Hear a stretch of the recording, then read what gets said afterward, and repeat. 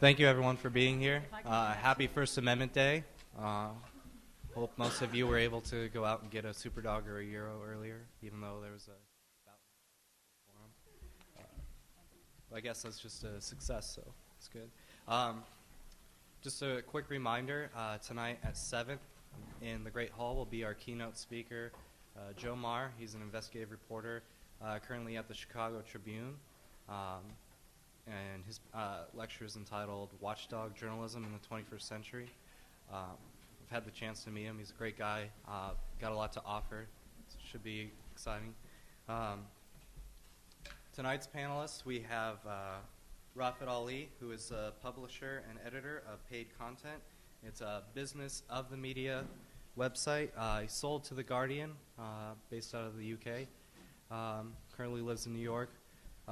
Great to have him here. We have Marilyn Greenwald, journalism professor at Ohio University. Has written several books. Her most recent is a biography of Cleveland Amory, who is an arts critic and animal activist, which was published in 2009. Glad she could make it out. We have Alexandra Hain, hometown, editor of the Ames Tribune. She has a master's in journalism from the University of California, Berkeley, and is the former online editor of the Omaha World Herald. Great to have you here. And then at the end, we have Marcus McIntosh of KCCI, the morning anchor. He went to the University of Minnesota and Oklahoma, where he played varsity football at both, has worked at TV stations in Louisiana, Wisconsin, and Oregon, and we're very happy that he could make it up as well.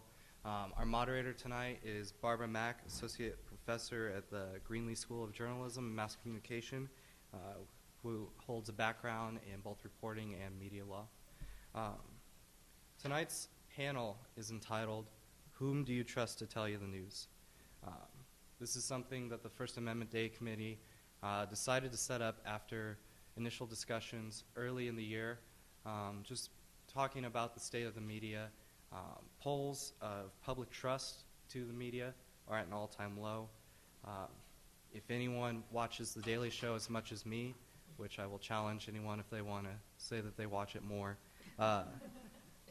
they have been, you know that they've spent the last couple of years mocking and pointing out the flaws in much of the mainstream media, mostly on television. We're used to hearing terms like the liberal media biased and people who are upset with the mainstream media. We're starting to wonder if we can trust a tweet, if people are relying on blogs as credible news sources, whether they are or aren't. The internet has created, both the internet and cable news have created an atmosphere where we want our news instantaneously. And we were questioning, is that good? Are we still being able to use our resources to get thorough reporting and accurate reporting? And cable news has had a profound, I personally believe, has had a profound impact on the way the news media is today. A lot of people are regularly tune in to CNN, Fox, Bloomberg, MSNBC, whatever your choice is. And if you watch it in the evening, usually about 4 o'clock on, you'll probably see a commentator, what some people call talking heads, giving their own opinion. However, it still says at the bottom of the screen, news, unlike a newspaper where if you would see a column by Glenn Beck, by Keith Olbermann, by whoever it is, it would be clearly labeled opinion. And we're wondering, is that troubling? Or is there something wrong with our media? Or is this okay? Is this just the way that things are transforming into a new state of journalism? So we're asking, whom do you trust? And with that, I'll turn it over to our moderator, Barbara Mack.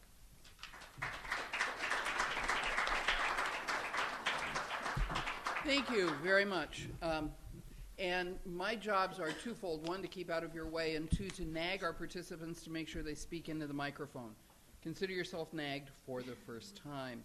Those of you who have me as a teacher know that I can be good on that nagging thing, can't I? I think a lot of people who react to the news have actually kind of that expression, or maybe that one. And some people have that one, except they've turned 180 degrees around. And they're pulling down the back ends of their pants, not the front end. And it raises some interesting questions. If you want to know the news, where do you go?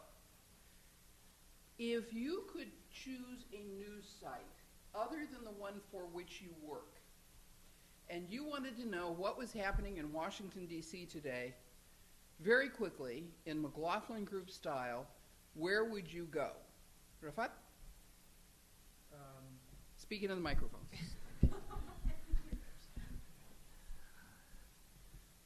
General news source, I would go to my phone and open up the New York Times iPhone app.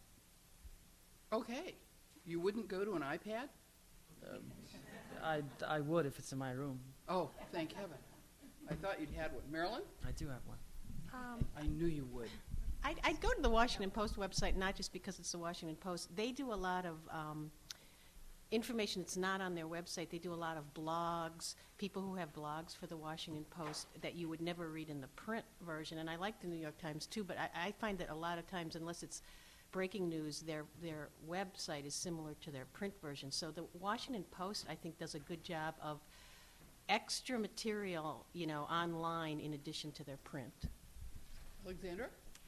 Yeah, I think if it was Washington News I would go to Washington Post online as well. I go to the Washington Post as well, unless I was at work. Then we have our news system for our scripts. It has an area where you can click onto different stories from different countries, and we have domestic Washington stories. If I was at work, that's where I'd go. Okay. And if you wanted entertainment news, where would you go? If you wanted to know what Octomom is doing today, where would you go, Mark? I hate to say it, but 3 letters, TMZ.com. Wow, I don't know. I'd probably start at like People Magazine or something like that. Marilyn? I agree with TMZ. I mean, we mock TMZ, but they get a lot of news, and they use public records really well. And so TMZ is one of these you love it and you hate it sites. It'll have to be TMZ. It's probably one of the best journalism sites out there. I will argue. Okay. By the way, I pulled, and I have to tell you that I told Rafat about this, that I pulled the list of news stories that TMZ is most proud of in its 4-year history for having broken. They are Mel Gibson's DUI, Mel Gibson's anti-Semitic tirade and the alleged cover-up, Britney Spears divorces Kevin Federline, Michael Richards' racist rant, Paris Hilton goes to jail, Octomom's huge belly, Rihanna beat up. I thought they need a better grammar teacher. It should be beaten. Rihanna beaten up by Chris Brown. Northern Trust blows billions of bailout money. And Michael Jackson dies. And Rafat was very quick. Even before we talked about these, he said, they're the ones who broke the story on Michael Jackson dying. Now, what do those differences tell you? For one, you went to something that exists only online that doesn't identify itself as a journalism source. And for the other, you each went to one of the 2 classic leading newspapers of record. What do you take away from that? Let me see. Let's start with Marilyn. I'm this sorry. to students in class, and I too. like your students. Ask that question again. Why do you make conscious choices for where you get what kind of news? Oh, I do. I mean, I'm not sure I'm not sure the average person who's not in the news business does, but I do. And I have my views. I mean, and again, TMZ, you love it and you hate it. You were talking about these ridiculous stories that they're proud of. But they really do use public records. And I have to tell you, I believe what I read there. I mean, it's not one of these sources where you think, well, this may or may not be true. So in that way, I think we are getting a blending. I'm not one of these people that thinks if it's not in print, it's lies, it's shabby. I mean, I think it can be, but in the case of TMZ and some other these websites, no, I think they are giving the print media a run for their money. So, and I do specifically go to specific sources. Alexandra is nodding. What sources do you go to, and why do you trust those sources? Well, I think I was nodding because I was thinking that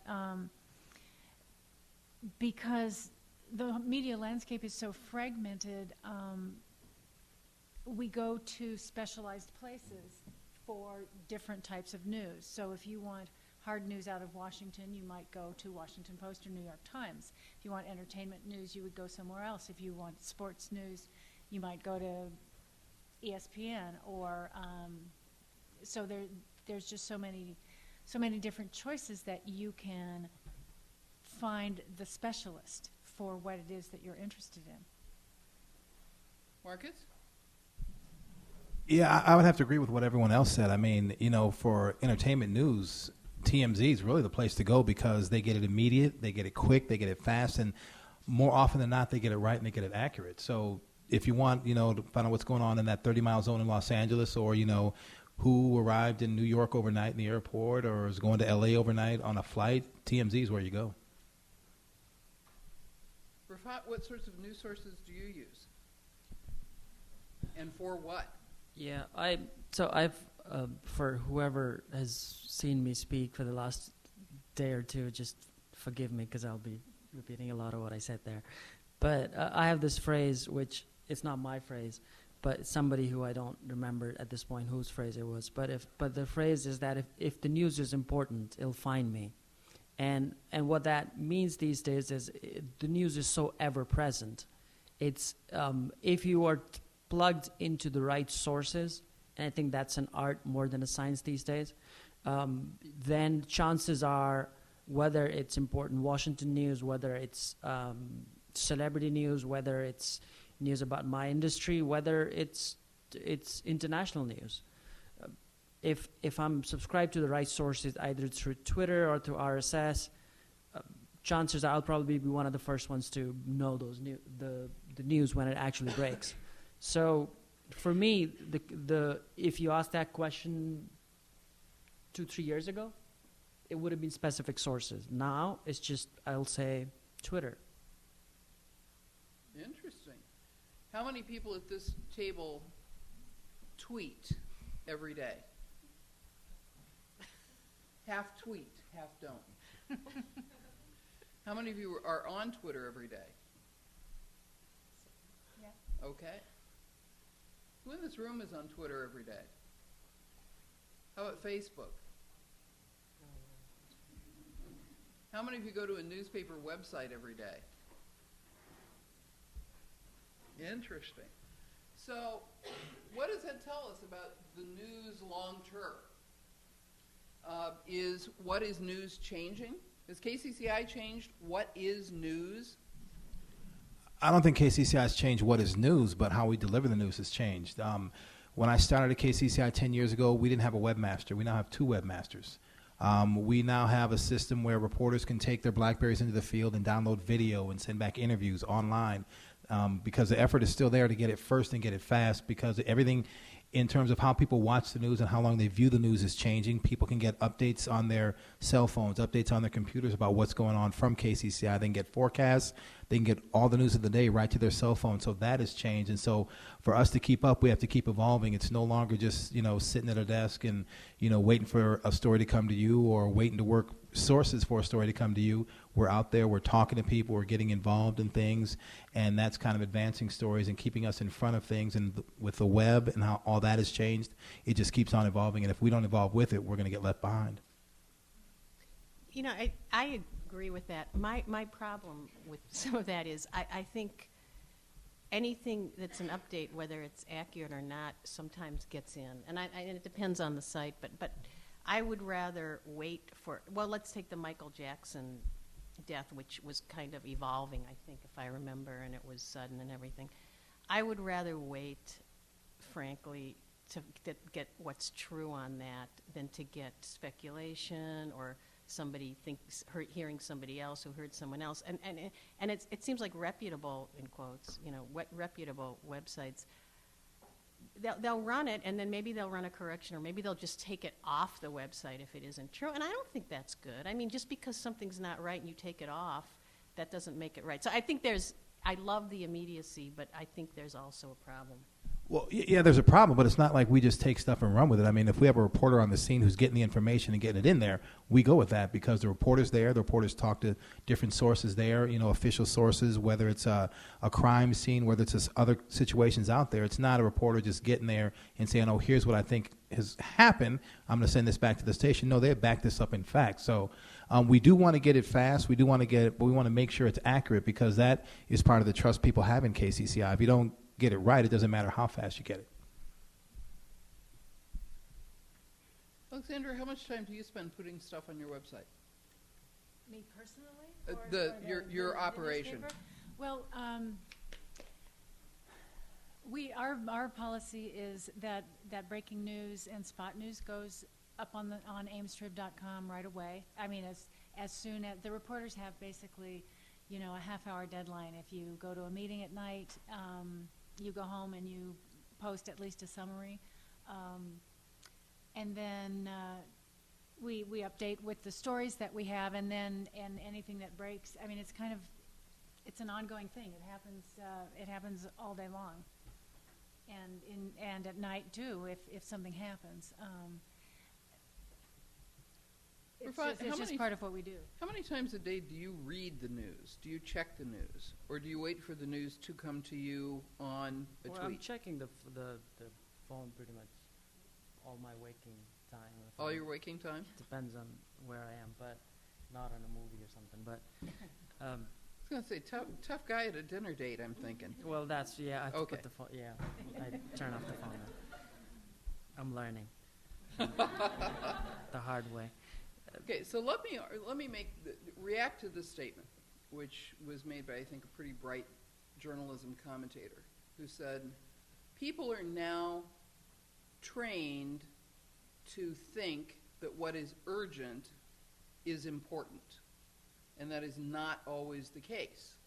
And of course, for those of us who are elderly, we would say, well, Watergate was something that wasn't at all urgent, but it was terribly important. It resulted in uncovering a president who had committed a felony, although he was pardoned before he was ever tried. It resulted in the resignation of a president of the United States. It brought down an administration, but there was never anything urgent about any of those stories. Are urgent stories surpassing important stories, and are we missing important stories? Rafat? Do you mean that? I'm actually getting a phone call. Do you mean that the breaking ticker that CNN has all the time isn't actually breaking? Or because we're focused on what is urgent, are we missing stories that are not urgent but which are important? Yeah, I mean CNN is a prime example of that. Look at what's happening with them now, just in terms of their ratings and what they have become over the last 5-10 years. They've chosen every story as if it's the most important story of their life, while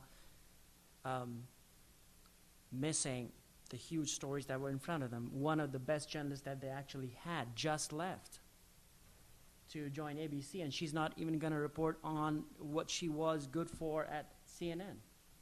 So they're the prime example of trying to chase what they call breaking stories, but they're actually not the real stories. Marilyn? Yeah, I agree. I mean, look at the closing of all the overseas bureaus by, the broadcast in particular, the print media. These aren't sexy. There's not something sexy happening every day in these capitals, so they're closing them. There used to be 8 people in a world capital. Now there's 1. And so that's an example of, because something isn't urgent or it's not exciting right now, let's close the bureau. I mean, with 911, they were saying, well, one of the reasons nobody even knew where Afghanistan was why? Because it wasn't covered, and that's the classic. It has to be real glamorous, or we're not interested. That I think is a problem with not everybody, but a lot of major outlets. I think that's always been in every newsroom. It's a balancing act between breaking news and longer investigative, longer form kinds of stories. And I think that, at least in the newspaper business, with the kind of staff reductions and budget reductions that we all have had to accommodate, it becomes even harder. And while you're busy chasing the spot news and the things that you have to cover, the city council meetings, whatnot, you don't have enough staff. You don't have the staff you used to have to say, okay, yes, take 6 months and look at some issue, or it's just not there, and it's very hard to try and balance that now in the economic situation that we're in. I think that's really had a big effect, and why, you know, it's easier and it's faster, and it gives you copy and content to cover things in short bursts rather than take somebody out of the mix. Marcus, do you think the content of KCCI has really changed over, say, the last 10 years? If I looked at a newscast from 1999, would it be significantly different from a newscast from 2010? I don't think it would be significantly different. I think in terms of we've always wanted to cover breaking news and get it fast, get it on accurate, and there's always going to be time for those longer stories because we have 4 ratings periods every year, and during that time reporters take time and they go in depth and they do a series of stories. I don't think it's changed. I just think the way we cover them and the way we gather our information has changed. Back 10 years ago, there wasn't as much internet research, there wasn't as much internet activity, and we use the internet a lot more now. As far as the stories we cover, I think we do a good job of telling stories and covering stories that people want to know about. The Grinnell story of some of the track team members getting caught in the hailstorm and their bodies kind of getting pelted, and we showed pictures of that. I think that's an important story, although it's not breaking news the day after, but it's still an important story of, hey, here's what can happen if you get caught in a hailstorm. I still think we do those, but as she mentioned, there's a balance between breaking news and stories that are important, the stories that people are talking about and want to know about, and that's a delicate balance that our news director has to balance every day when he decides what stories we will cover and what stories we won't cover and what stories go on the back burner. Rafat? I wanted to say something about the investigative part of it. I think how we look at investigative journalism as sort of a final product that comes at the end of 3, 4, 5, 6 months of research is increasingly obsolete for reasons I don't have to say. I don't have to elaborate. But what's happening is that it's not the final product, but it's the process that then becomes the investigative part as well. Where, let's say you're, I don't know, whatever example you want to take, in a city there's some school board scandal that you want to investigate. And you start with the process, you announce it on the website, you probably have a blog for it, you probably have an ongoing story. And the pieces that you come up with over a period of time, that gets reported, posted, video, audio. What that also does is it also helps get other people involved. You may get tips along the way, the story gets better. So that doesn't work in all cases, but I think that's the way a lot of the newspapers and even news sites are looking at it now. So the finished product as we used to know it has, the journalism as a finished product has moved from that to journalism as the process. Reaction? Marilyn, Alexandra? You guys are working in the field, and Marcus, you're working in the field. Do you get reporting help from your readers, your listeners, your viewers? Yeah, we do.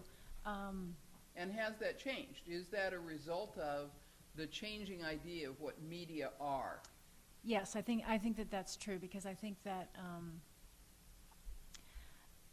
it's much more of a two-way conversation now than it was even 10 years ago, 15 years ago, because of digital media, because of the interactivity, and people can write comments on your stories that ask a question. May send you off in another direction, that kind of thing. I mean, I think, the Tribune is a smaller paper, and we're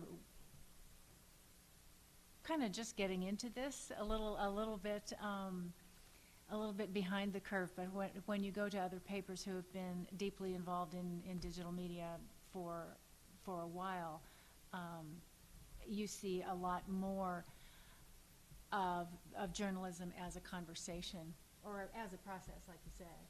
But yeah, I think that digital media has totally changed the relationship of the news gatherer to the news consumer.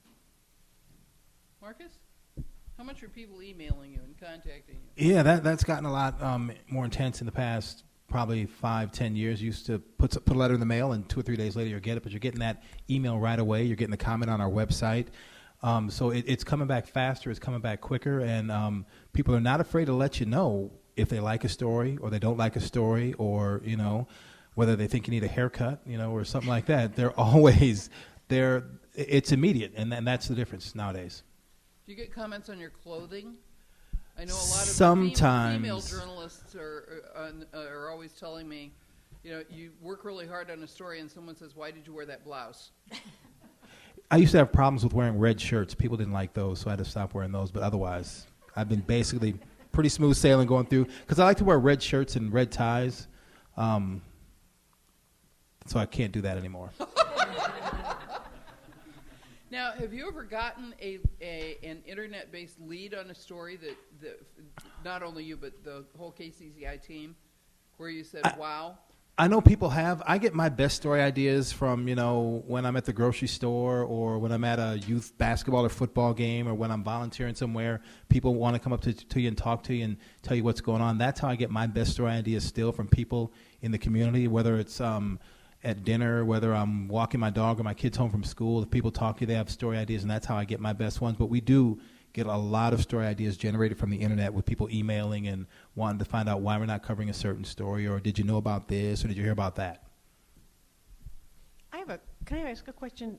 And I feel like I'm a fossil because this annoys me, and maybe I am. But okay, you get responses for your stories, and let's say people state their opinion about a news event, and they're unnamed. All right, so it's like, Weeping Willow 08 at AOL.com or whatever, and they have these opinions, and they sometimes are kind of nasty, and there's no names on them. And I know this is happening now, but I remember a day when you had a letter to the editor, and if you didn't have your name and address and phone number, it didn't appear, and they even called to make sure that you were the...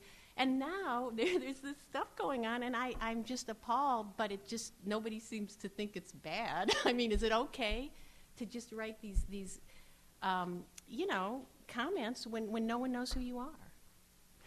Is it okay? I can't say whether or not it's okay. If you have or whatever it is, your name is that you're writing in, if we ask for comments on stories, we have to accept them. We can't not accept a comment on a story just because we don't know who the person is.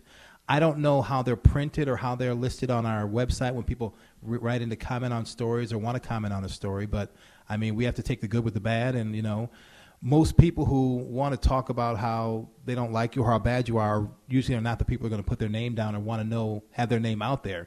So it's part of kind of the business of what we do with TV news, that you have to take the good with the bad and take it all with a grain of salt. We can't take all the good letters we get to our head, and we can't let all the bad ones we get us down.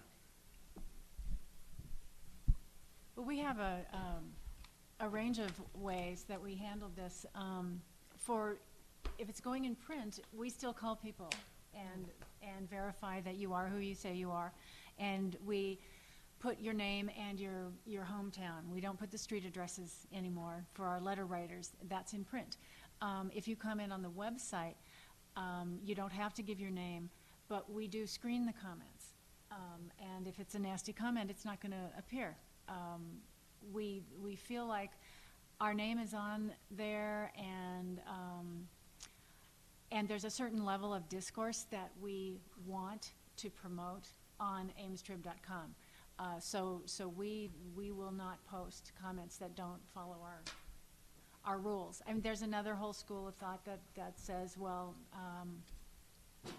it's a wild and woolly free-for-all, and you should just let people say what they want. And it is kind of a different world. I think there's a different culture online, and anonymity is one of the parts of that culture.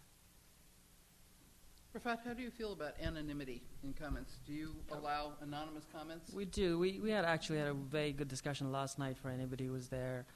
The first panel for this First Amendment Day was almost all about this. But we do allow anonymous comments. My reaction, because I asked a question, I also had some reaction to what people said yesterday, is that if you don't want anonymous comments, don't allow it.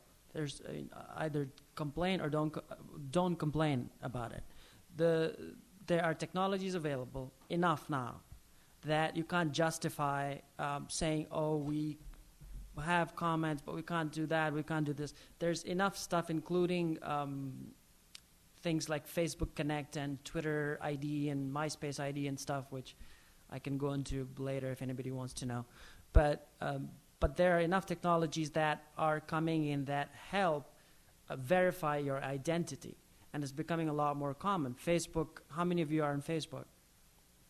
Pretty much all of us. And it's becoming, it's like the plumbing of the internet, and you will see that happening more and more. So as that, and chances are 99%, I'm gonna guess, those people have their true identities through Facebook because they're structured that way. And if Facebook Connect is implemented on one of their sites, it's on ours, and a lot of the big sites are implementing that. It's easy to implement. It's not even difficult. So if you speak to a site like Huffington Post, just a prime example, they implemented Facebook Connect, I think, I'm going to say 6 months ago. And they, if you ask them for the numbers of how many, what that has done to their site, their comments has increased, I think, about 20-25% just by the sheer fact of implementing that Facebook Connect. Firstly, because people are already logged into their Facebook on their browser. It just is a lot easier, so you can verify. So point being, long story short, there are technologies available that allow you to verify. People are becoming increasingly comfortable with that. And in 2, 3, 4, 5 years, hopefully, a lot of the discussion that we're having now will probably be in a better place, if not completely eradicated. Rafat, you mentioned the Huffington Post. And when I asked my first question, where would you go for news about Washington? None of you responded with a website or a source that wasn't grounded in the most traditional of media. We had the Washington Post, 3 Washington Posts and 1 New York Times, but all were being looked at electronically. No one said, I'd go to Wonkette, I'd go to Huffington Post, I'd go to any of the number of sources. If I were looking for something on the Supreme Court, frankly, I think I'd probably go to SCOTUS blog, SCOTUS Supreme Court of the United States, SCOTUS blog for the news. Why didn't an internet native site, or maybe why did the newspaper grounded sites come up as your favorites? And I'll start with you and we'll ask each panel member. Why did the internet fail you? They weren't your first source. No, for me, I go to, so because we're in a specialist field, we cover a specific area, it's not a general news site. When I need something in a specific area, I go to a specific site, chances are. And it's not going to be one of the national news sites. It's going to be, if it's New York gossip, I'm going to go to Gawker. If it's celebrity stuff, I'll go to TMZ. But as I said, I mean, a lot of it I already get on Twitter. But for business news on specific things, if I want to find a filing, I'm not going to go to Washington Post. I'm going to go to SEC's website to get the filing. So it's a very directed news consumption pattern that's emerging. And for general news, yes, it's either, for a lot of you, I'm sure it's Yahoo News. A lot of you, it's, I don't know, what, AOL News or MSN News or whatever it is these days. Google News as well. But I think it's still in niche areas where people know where they want to go, that's where they go. Well, actually, and this is the truth, I actually almost did say the Huffington Post, and the reason I didn't, and I'll tell you why I almost did. You did say Washington, which is a little more specific, and I do read the Huffington Post a lot when I want to know what people are talking about in general, and I'll give you an example. I don't watch the Sunday talk shows, Meet the Press. I'm not at home then, and sometimes I'll go to Huffington Post to see, well, did somebody say something really interesting or weird or, anything on those. And Huffington Post will generally have summaries, and they might have headlines if somebody did say something interesting. So the answer to that is those aggregate sites, if they're good, I think I read them. Now, they generally, the ones I read have a political bend, to be honest with you. They do, and the Huffington Post does. I'm not saying, they'll run stories, but it's definitely to the left. But yeah, I agree with you. If you didn't say Washington, frankly, I would have said Huffington Post for that reason. Just what's everybody talking about in just about any subject. So. Do you read Ariana's Huffington Post? Do I? Yes. Oh yes, I go there, and there are blogs that I visit every day, but I think when I just want to find what happened or what's going on, I think I tend to go to more traditional news sources. Part of it is my age. That's what I grew up on. So I'm going to go to what I know. Although I read the Daily Kos and the Free Republic both, and I follow various people on Twitter but again, it's not so much to find out what's happened as to find out what people from different perspectives are saying, are talking about it. Marcus? I picked the Washington Post because when I was in college a while ago, journalism classes, we'd study newspaper, print, TV, and all that stuff. And the professor held out the Washington Post as an example of, for print people who want to work in newspaper, this is where you want to be. He just believed that standard of journalism was excellence, and that's kind of what I've been doing. I've always read the Washington Post, and that's kind of how I started. How would you say short-form journalism, if you can call it web-based journalism, has changed who we are as citizens? By the way, I'm so tempted for everybody in my one-on-one class. I'm so tempted.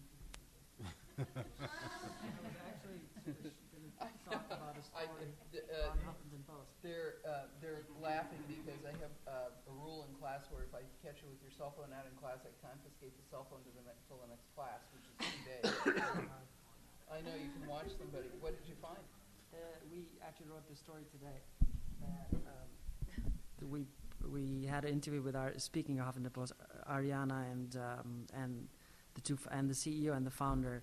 They've just launched a Twitter edition that is intended to serve as an extension from the main site. And they have 19 sections of news. I'm actually reading it live now. I haven't even seen the news, but there are 19 Twitter feeds that they've launched specifically. So they've almost all gone all Twitter with their news. So how do you think this has changed us as citizens? We certainly have a lot more sources of news. We have a lot more things we can learn about.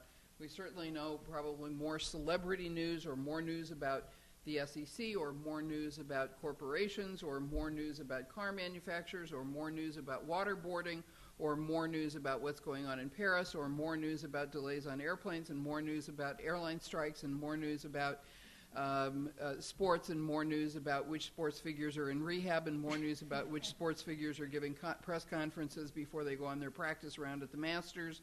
No one I'm thinking of. How has that changed us as people? I think that we're not as informed because we have so much and nothing's very long anymore or three sentences, on 99 different things. You don't know anything. Headlines. One time somebody, and this is just very simple, but somebody was talking about the 24-hour news, CNN, MSNBC. Now we have all this time for news, and they said, imagine that, all this time you'd think we'd be better informed. We are worse informed, and there's the irony. And I think I have to really seek out elaboration on stories and detail on stories because I don't get it from first looks. I think I have to be honest, I don't think my students are as well informed as they used to be. I just don't think they are. They might know headlines for about 100 things, yeah, well, with some of the things you mentioned, but they don't know any of, well, that's not true. They don't know what the way they used to, the details, the subtleties of stories and information the way they used to. Go ahead. Oh, okay. Yeah, I think there's some truth in that. I think that we have a lot of facts, but that the bombardment of facts probably affects our ability to really understand complex issues, because we don't get a lot of that, and we end up forming opinions based on sound bites, for example. I don't know, but I don't know if that's any worse than it was before. I wonder if the vast majority of people kind of always had a superficial understanding of what was going on around them, and some people dig deeper and look for other answers and look for context and look for understanding of complex issues, and other people just simply don't. I don't think I want to blame short-form journalism for that. You always know when somebody wants to speak when he reaches for the microphone, and your hand was going. Rafat? No, actually, it's not even a comment, but I was going to ask all of you guys, do you think you are less informed Then whom? than your parents were at your age? How do you know that? I can guarantee you when they were your age, they probably knew half of what you did. It just is a fact of life. When I was, I don't know, in school, I didn't know anything from anything, and I speak to you guys these days, you seem a lot smarter. That's just how many I of you feel that you are better informed than your parents? How many of you feel that you are less informed than your parents? How many of you could locate Afghanistan on a map? How many of you could locate Burundi on a map? Well, you could fire up your Google and Google it, and you'll find it. Exactly. That's what I would do. I would actually wonder, I think I'm kind of in Rafat's part of the world here, because I wonder, do we really know less, or do we know different information? Is it less information, different information, and does it make a difference? I have another example, sorry.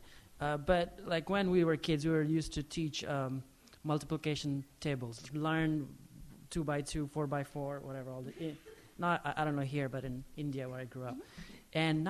And why would anybody want to teach that now? Just open a calculator, do it. There's some well, all phones have a calculator these days. So there's value to some of it, but the reality is, if you look at half the stuff we were taught and versus what we're taught, again, that's an educational thing. I'm not going to get into it. But. Oh no, we can get into it. It's great. Marcus, do you know more or do you know different information? I think it's different because you're getting it different. People want it quicker. There's not a whole lot of attention paid to things. People aren't willing to they don't want to wait till 5, 6, and 10 for the news. I mean, in our industry, broadcast news, all the newscasts are eroding viewers. I mean, losing viewers. The 5, the 6s, the 10s, the 9 o'clock newscasts, they're all losing viewers. The only time period that is gaining viewers are morning news, because people they turn on the TV, they're kind of listening to us like radio. They want to know what happened overnight. They want to know what they missed last night. And above all, they want to know what the forecast is so they can prepare for the day. So it's changing because they want it right now. They want it quick. And they don't want to wait till 5, 6, and 10 to get their news, because they can go online and get it. They can get it from other sources. They can get alerts on their cell phones. They can get alerts on their computers. So they want it quick. They want it now. And if if we're not giving it to them the way they want it, they're going to turn the channel or get it somewhere else. So we have to make sure we at least try to provide that for them. Yes, I want you to know that I've seen you in my pajamas. I kind of felt that. And and less because I have a TV in my bathroom. So, but we won't go. But my husband. Was So tomorrow morning okay. at 5:10, I'll do a little wink for you. Yeah. You'd better not. No, I've been happily married all these years. I just want to stay that way. But we designed our home and made sure we had a television in the bathroom so we could watch the morning news while we were getting ready to go to work. And you kind of listen. It's not always just sitting there watching it. People, they turn it on and they go on about their day, whether it's getting ready for work, getting kids ready for school, preparing whatever they have to prepare. They're listening to it kind of like the radio. Yep, absolutely. Jesse's still laughing at the very idea of me in pajamas. Yeah. Now, we do want to leave time for questions from the audience, but I've got one more before we turn it over to you. Where are we going to be in 10 years? I have a guess, all right. And people keep saying, well, people I hang around with say, well, the websites, all they do is take information from everybody else, and they don't have their original content, and the Huffington Post takes, information.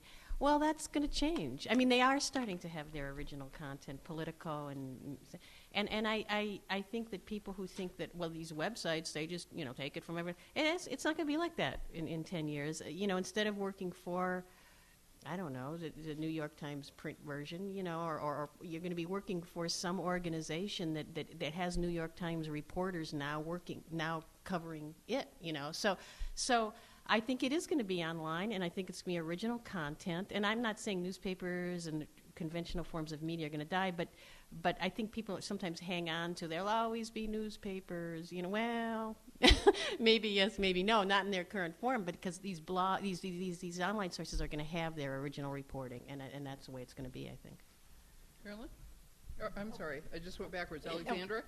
I was looking at Marilyn and said her name. I apologize. Yeah, I think in 10 years, technology will have changed enough, and that we probably won't be having these conversations about, is an online news source as legitimate as a print news source? I just really don't think that in 10 years that won't be an issue anymore. And I also believe that when all the presses that newspapers bought, in the 90s or so, start to wear out, they're going to really ask themselves if it's worth the millions of dollars to replace them. And so the print delivery of news will probably eventually disappear because it just won't make sense anymore. It's a delivery mechanism only. And we're all in the news business. Will the television delivery of news cease, Marcus? If you look at the possibility, why is that machine that she's holding, why can't that be a television? Why isn't it a television? Why isn't it a television? In other words, why aren't you broadcasting live on the internet 24/7? That's a good question. It'll probably come to that at one point because we want to keep viewers, we want to keep people watching us, and we want people to keep welcoming us into their homes. But it's evolving. It's going to keep evolving. Where it's going to be in 10 years, I can't really say. But I know, like 10 years ago, we did longer form stories. The packages, that's what we call them, were 2 minutes. Now they're like a minute, and the story count is higher. The pace is faster. So where it goes from that, I don't know, but it will keep evolving. And the way you see news today on broadcast television is definitely not how it's going to be 10 years from now. Rafat? I'm going to say something controversial. Good. Local TV news is so much more inane than local newspapers that in 10 years, I guarantee you will not exist. Imagine if local TV news was packaged as a local newspaper. Do you think just as an entity that on its own is delivered without all the national entertainment stuff that's there, would it have survived? Would it have existed now? No way. And anyway, I've lived in enough cities in the U.S. and everywhere the local TV news, all channels, guaranteed is not giving you the news. So I, of course, disagree. But that's fine. I think that is a TV. For a lot of people, I think, and because we cover the industry, so we're sort of biased, as I'm sure you've figured out by now. But so I don't own a TV anymore, and the only reason I would have owned a TV if I was interested in sports, because sports, the rights are locked up long term, such that they're only broadcast on TV for most part, except for MLB and maybe one other league. But sports is probably among the few things that is actually preventing mass going towards online only, because pretty much all the shows beyond a certain point you can watch online. There are technologies coming that this year and next year that allow you to connect your computer to your TV. Walmart, the biggest and the most mainstream of the companies that you can think of, bought this company called Vudu, which has a box that allows you to connect internet TV to your computer. So all of this is happening now as we speak. So I think I don't know what the question was, but that was my point. 10 years hence. And I will tell you, by golly, if you've played with Voodoo, it's just great, because particularly when you're old and blind, you can make the letters really big on your digital TV and read it. I keep wondering what you people are all going to do when you get old and blind. You're going to need a phone this big. Yeah. Questions from the audience? Yes.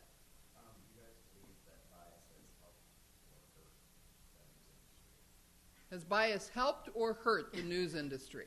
That assumes we believe there to be bias in the news industry. Fox News is fair and balanced. And there's no liberal bias on any other channel. Well, I'm for bias. No. I'm not sure what you mean by that question, but if you mean that many news outlets exhibit a bias, I particularly broadcast, I agree with you.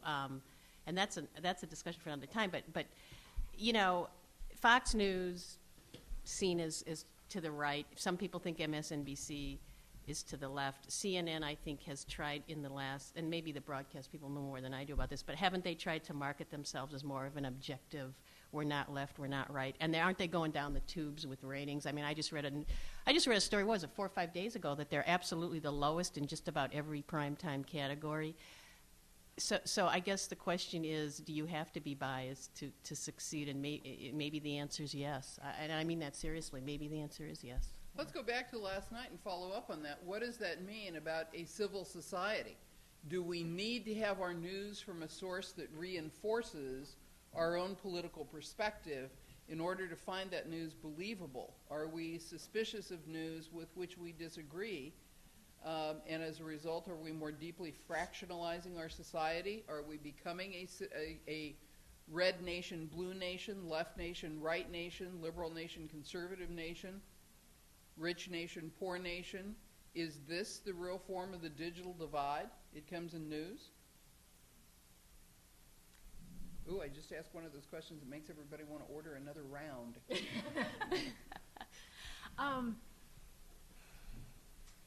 You know, I don't know. I'm not a scholar, but it certainly appears to me that as a society, we're getting more and more polarized.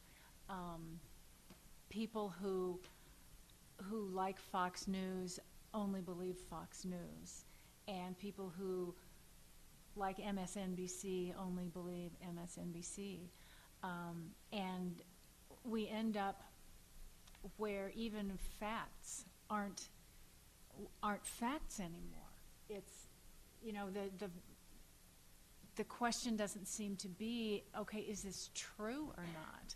It's more like, is this what I believe or not?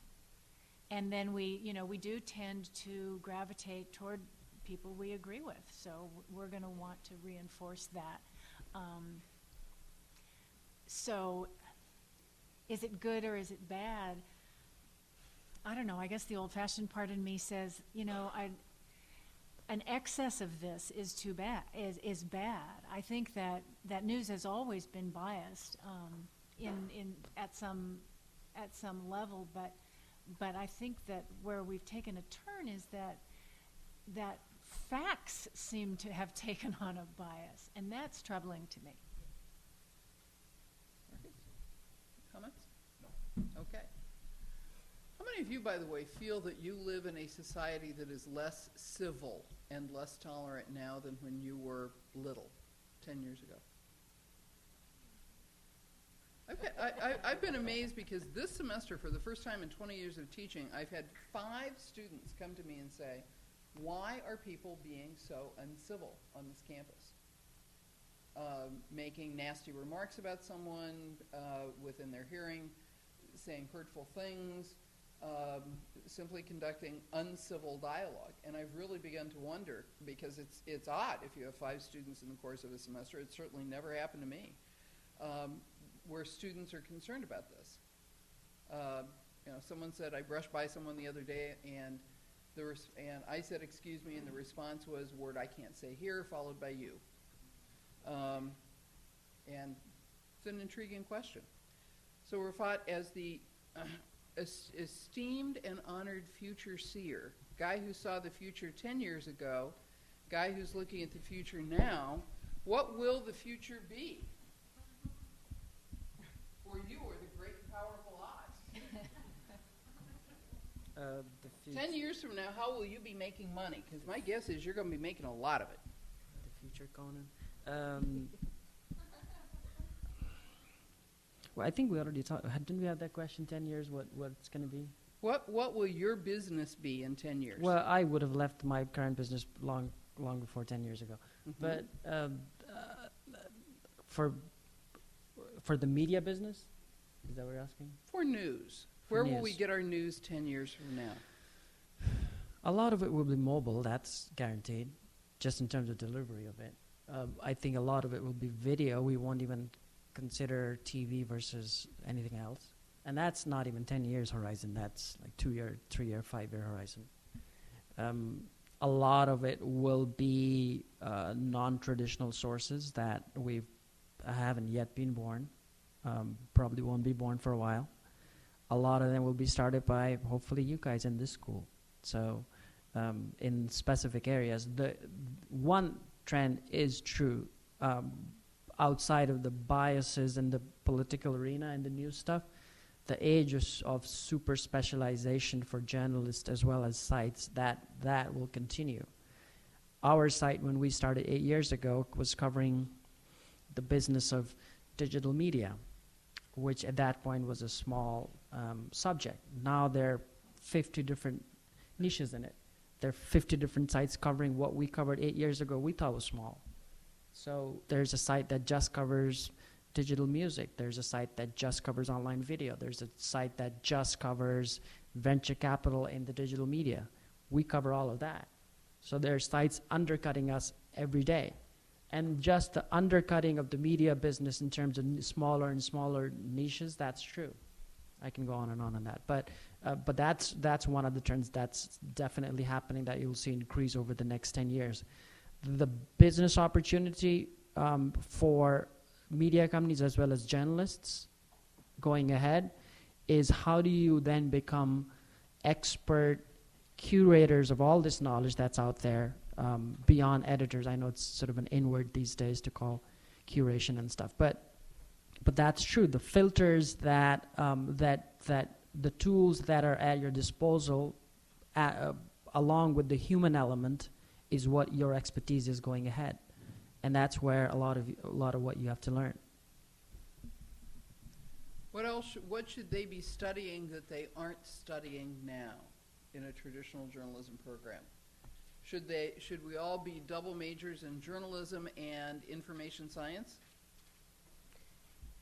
Yeah, I mean, with our students, and this is, again, people might disagree with this, I think sometimes our students, they come up and they want to take just all journalism. You know, they love journalism, they want to take all journalism. And when you say, no, you know, we want you, and we you know, you have to take sociology, you have to take philosophy, and they don't quite understand why, and there is a reason why. I mean, you have to have a certain base of knowledge outside of the the thing you're interested in, and I worry that they're not going to have the base of knowledge the way students did 20 years ago. I just am, and I mean, because everything's quick, everything is, well, why do I have to know this? Well, I mean, not to pick on you, but you were saying, well, why do you have to know the multiplication tables? You know, I mean, you've got the, there's a calculator everywhere. Well, I think you do, in a subtle way. You know, you're doing math in your head when you're interviewing somebody and somebody tells you something. You know, you can't every second go to a calculator, and that's with other things too. I just worry that they're not going to have the background in general subjects that people did 30, 40, 50, 60 years ago. Rafat, you reach for the microphone. Well, I can respond to that one. I forgot what my earlier point was, but I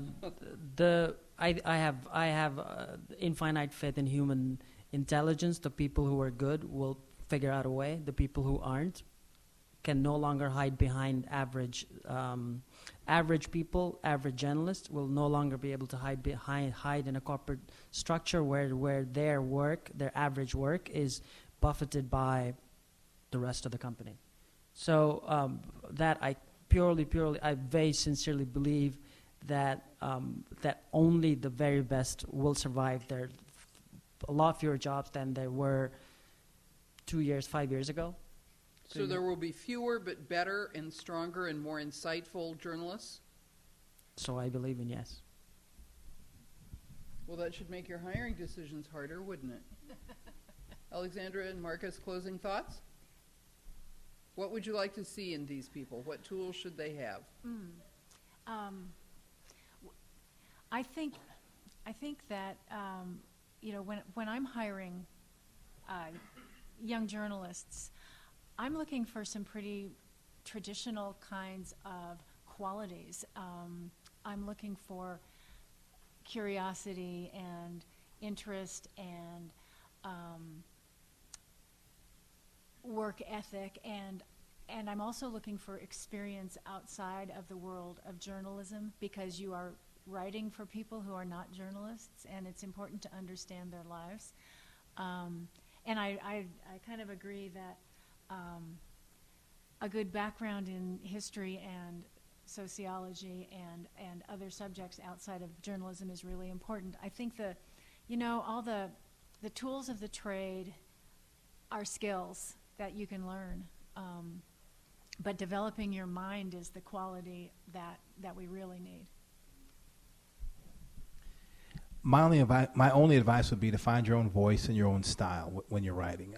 You're writing for people. Remember, you're writing for just the average everyday person, or if you're broadcast, you're writing your broadcast story for the everyday person, or you're writing your newspaper story for the everyday person. Just find your voice and find your own style, because if you're good enough, there will be room for you. Thank you, and thank you to all of our panelists. It's been an informative day.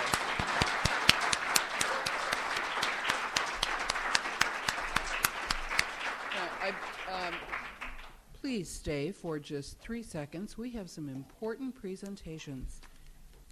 Thank you very much. Thank you. Wait, I've always wanted to be Banner. All right. We have a tradition with First Amendment Day of giving out awards as champions of the First Amendment to our guests. The first one to Rafat Ali. Thank you very much for coming.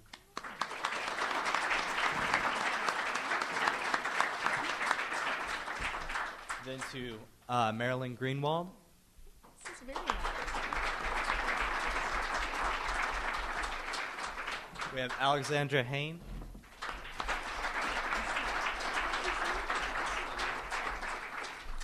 And Marcus McIntosh.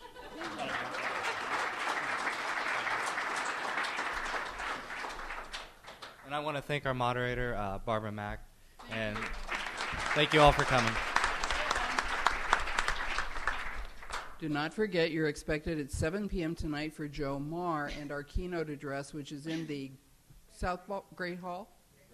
Great Hall. Great Hall. 7 p.m. See you then. Thank you.